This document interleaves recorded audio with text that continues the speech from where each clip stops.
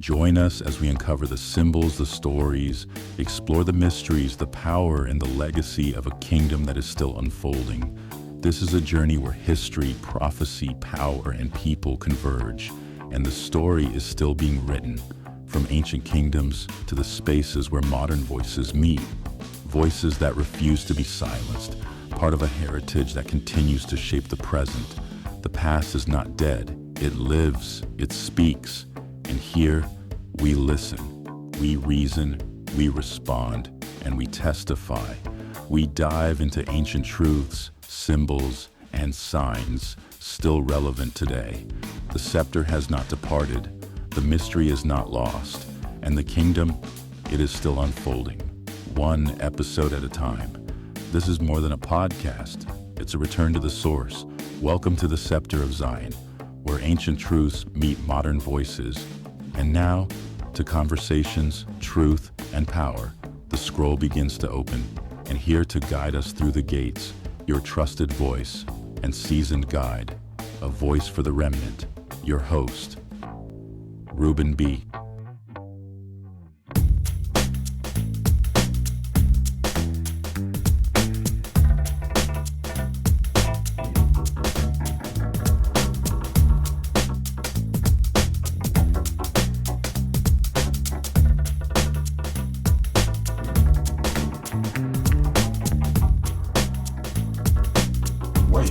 Bassman. You hear that? Huh. Yeah. Let me see. I'm gonna have to try it one more time. It's coming up. Let me see. I think I can do it right here. Can I? Sure. Yeah. One more time. Yeah. One more twist. Right there.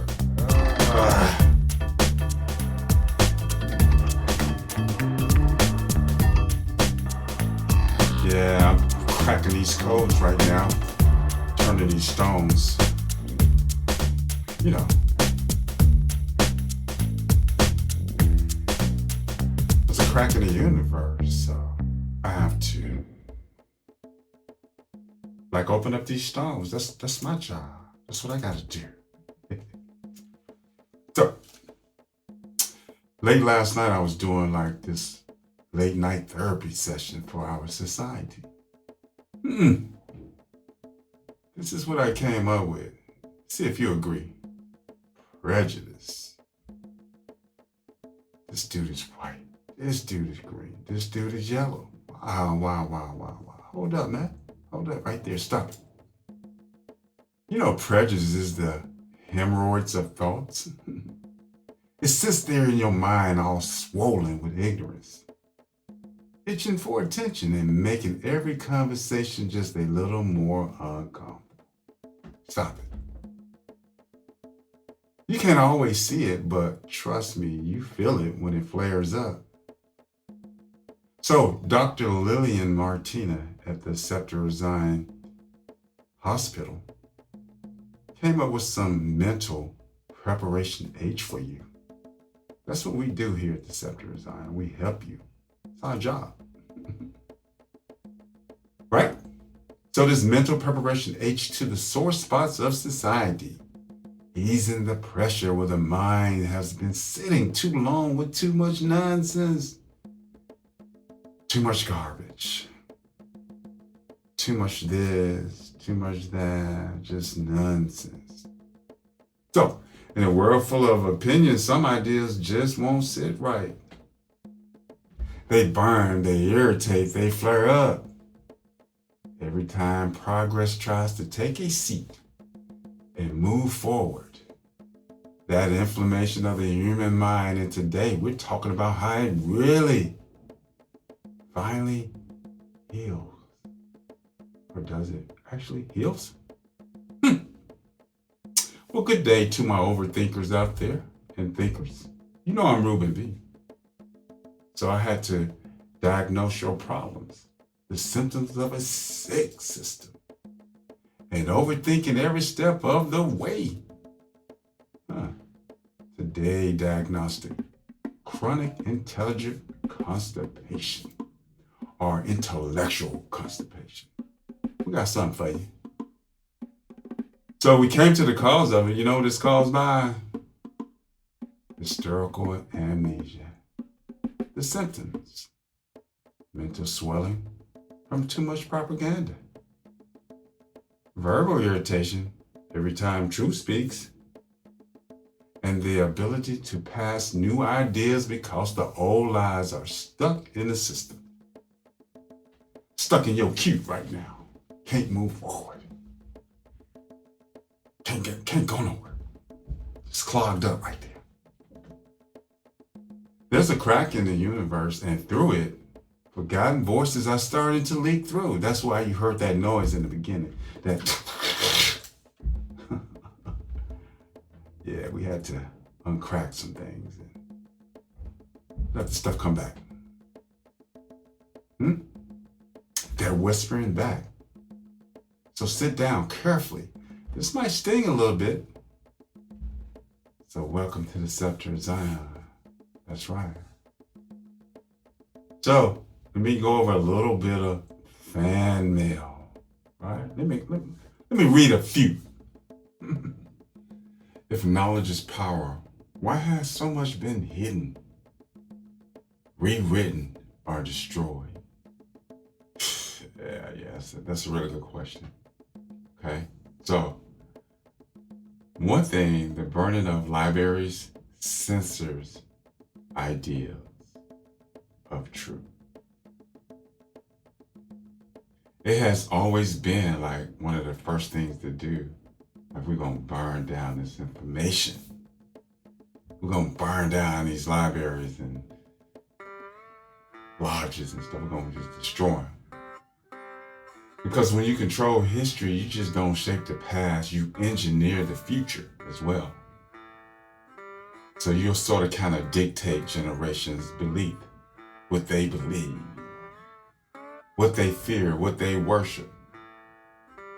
You also decide which names become legends and which are left in the ashes. But you know, history does has a strange way of resurrecting itself. Scepter of Zion. The buried truth always sort of kind of find a voice way back, you know, Scepter of Zion. And maybe that's what we're hearing now, the whispers of what was, calling the future to remember.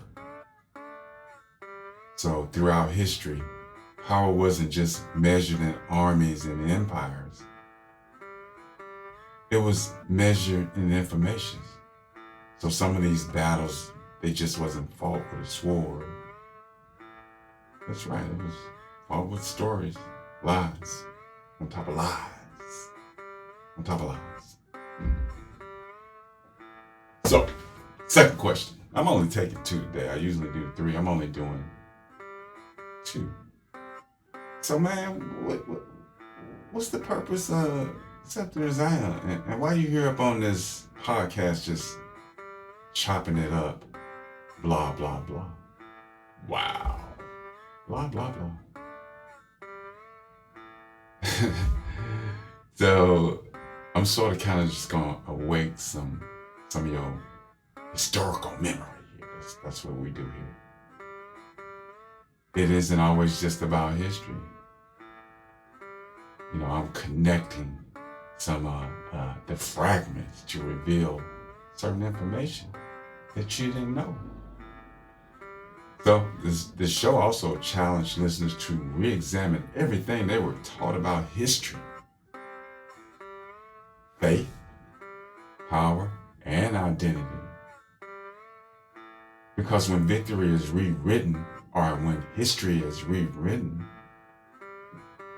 identity is redesigned. Somewhere things get lost. Somebody's gonna get evicted. Somebody's gonna get overlooked, right? So I try to fuse this wisdom with a little bit of wit, you know. Use this satire as a sword a little bit. Use this truth as a lamp, you know. Light things up. It's sort of gonna cut through the exposed hidden narratives. You remember I told you, no history class here? No. Well, it is a history class, but it's not like, well, anyway, let me keep going. So I try to bring heavy knowledge down to the street level. It's educational too, blah, blah, blah, with a grin. We ain't just dropping facts, baby, we dropping frequency. Huh? Don't you know this truth hits a little different when it's funny, fearless, and familiar? You know it does. You be like, thanks, Ruben B, thanks.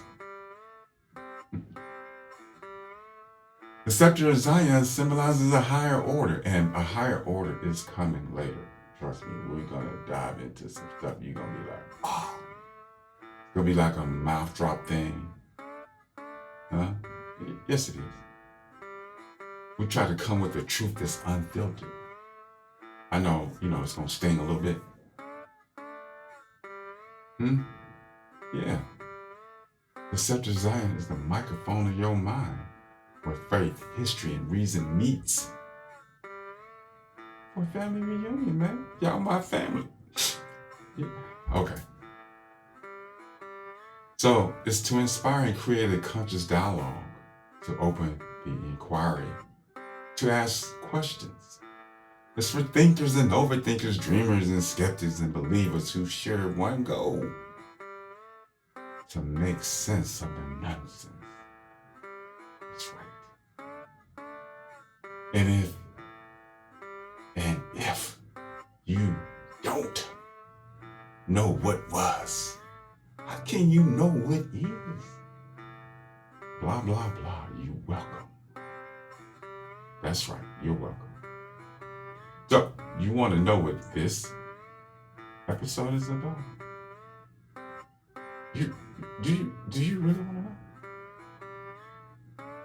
Yeah, okay. I see you out there shaking your head. Yeah, I know you want to know. It's called When History Got a Tan. The Moors, they're going to enter this chat. Thank you. You're welcome.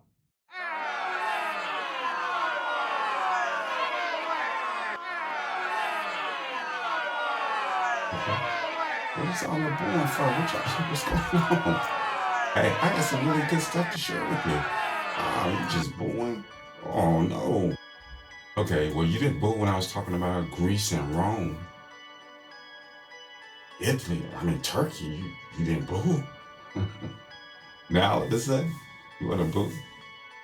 Anyway, hey, we're going to take a quick break, right? But we're going to come back and we're going to get into this lesson. Yeah, you're going to enjoy it. I'm telling you, you're going to see some very, very enlightening things. Oh, well, actually, you're going to hear. You're going to learn some very important things as well that you never knew, or you never thought about, or you even never considered. So stay tuned. We'll be right back.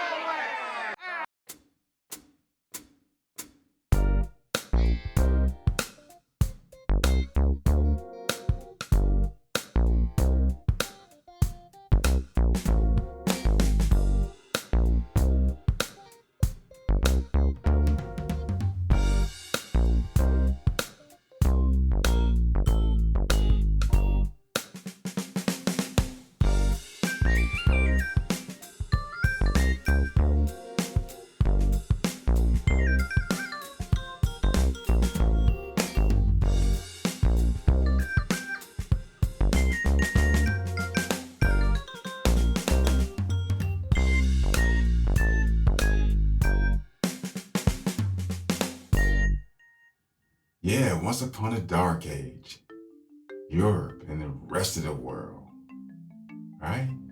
Some very melanated minds showed up with math, medicine, scholars in silk.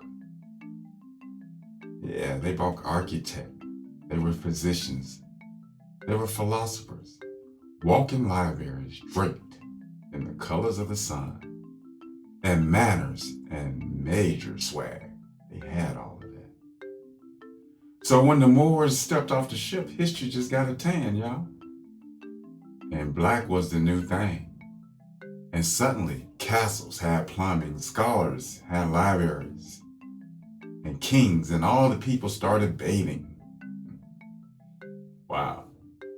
Meanwhile, back in history, the books, they just forgot this. They forgot to even mention this. They always want to try to paint stuff in a negative way. Okay, well, anyway, the part where North Africa brought the light to Europe. And wait. The Moors, they wasn't just warriors. Like I said, they was architects, walking encyclopedias, astronomers, and turbans. Or did they have on diadems? Which one? One of the two is one of them. So they rewrote geometry. They dropped some serious culture on Spain and Portugal. And it took Europe 700 years to catch up with this. The Moors in North Africa was writing books, building observatories, turning deserts into gardens, basically. They had cities of gold. They built university where there was ignorance. Hey man, what's 1 + 1? 7. No. We're going to get you straight. We love you. So we're going to give you this university knowledge. And rhythm. They gave us the rhythm of science and the soul of science that still echoes today in Europe, giving meaning to civilization. But history, yeah. You tend to forget these names once the students take the stage. So we're going to open up this scroll and remember the Moors, the ones who carried the torch of knowledge through the world. This isn't just history, it's heritage, it's rhythm, it's revelation. It's where the past isn't buried, it's reborn. So my history buff people out there, my truth seekers of unnecessary knowledge and overthinkers, this series and these episodes of the Moors, decoding the misunderstanding or the misunderstood legacy of the Moors, it needs a correction, and it's long overdue. Long overdue. So we're going to fix that. So when most people speak of the Moors, they imagine these dark-skinned conquerors that crossed from Africa into Europe in 711 CE and ruled Iberia for nearly 800 years. I know I said earlier 700 years, but it's more closer to 800 years. So they actually transformed Europe intellectual and culturally landscapes during their presence there. So Iberia is the name of the ancient city for the region we know today as Spain and Portugal. This image is true yet profoundly incomplete. So, do you know where the word Iberia came from, its origin? So, the term, it came from an ancient Greek word, Iberia, which the Greeks used to describe the land at the far western edge of Europe. The name itself likely comes from the river Iberia, or Iberias. So once the Greeks started coming in there, renaming stuff like that, that's not probably the true name. So the true name, or that name of that area, is called Ebro River. It's in northeastern Spain. So when the ancient Greek sailors encountered this region around 6th century BCE, it named it after this major river. The Iberians, the early inhabitants along Spain, eastern and southern coasts, they were actually a collection of tribes. Okay? They were. They had their own language, their own culture. But over time, the Polynesians and the Carthaginians, basically, this is a long word, let's see, Carthaginians. Yeah, the Carthaginians from Carthage, of course, North Africa. They traded and settled along the coast here. But the Romans, of course, they later conquered this area or this region and renamed it Hispania or Hispania, right? Is that where the word Hispanic came from? Just wondering. But Iberia is used to describe that whole peninsula there. So the entire western peninsula of Europe, it was home to the ancient Iberian people. The Iberians were indigenous people living along the eastern and southern coasts of that peninsula, and part of southern France as well. So they were not Indo-European, meaning that they had their own language and culture, distinct from the Celtics and the Latin people. So when you start dealing with these Celtics or the Celts, that's a whole nother lesson. It's totally different. So the Iberians they weren't just one unified kingdom. They were a network of tribes, cities, and states. And each tribe had its own local ruler or its chief. But they share a similar artistic, religion, and social traditions. However, they use a unique writing system known as the Iberian scripts, written on stone tablets, coins, and pottery. Check this out. Their influence shown that it came from the Polynesians' alphabets, suggesting early contact and trade within this Eastern Mediterranean area. They were skilled workers, farmers, traders, and they also were artists and worshippers of natural deities and ancestors, possibly influenced by early Africans and Mediterraneans' belief systems. Like I said, they traded heavily with the Polynesians, the Carthaginians, or Carthage, North Africans, and the Greeks, absorbing the ideas about writing, navigation, and religion, while maintaining their distinct identity. The early Iberians were indigenous Mediterranean tribes along that eastern and southern Spain, right? And they were advanced in their arts and trades, and they blended with the Celts, and later they were shaped or reshaped by the Polynesians, the Carthaginians, and the Romans. The Moors were not a single race or religion. They were a tapestry of Africans, Arabs, and Hebrew peoples.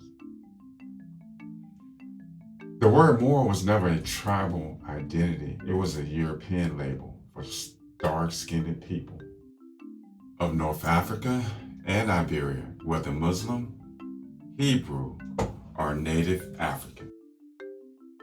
But they tried to erase this very, very powerful linkage here. It was the Hebrew Moors.